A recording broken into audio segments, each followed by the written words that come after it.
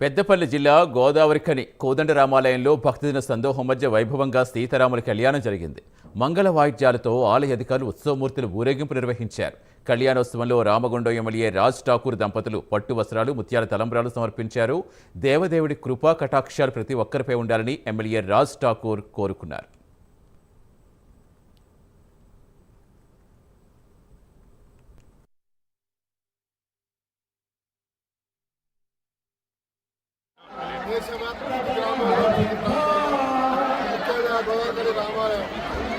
రెండోసారి చరిత్రాత్మకంగా చేశారు.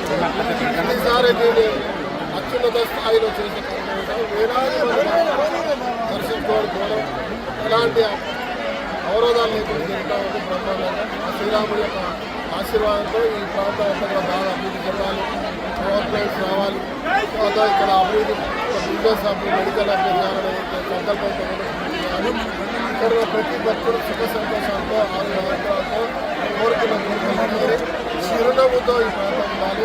వారి అందరికీ సేవ చేసే భాగ్యం, ఆరోగ్యాన్ని, శక్తిని ఆ దేవుడు అందరికీ శ్రీరామనవమి శుభాకాంక్షలు. ఈరోజు రంగరంగ వైభవంగా రామగుండంలో ప్రతి దగ్గర రాజ్ ఠాకూర్ గారు ప్రతి గుడిలో అభిషేకాలు కానీ, పెళ్లి కళ్యాణం ఏర్పాట్లు కానీ మీ అందరు చూస్తూ ఉన్నారు.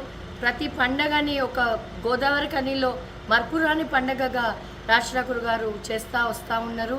ఆ దేవుడు ఈ రామగుండం కుటుంబాలపైన దేవుడు వాళ్ళకి బ్లెస్సింగ్స్ ఇచ్చి ప్రతి ఒక్కరికి కూడా సుఖశాంతి. జై శ్రీరామ్.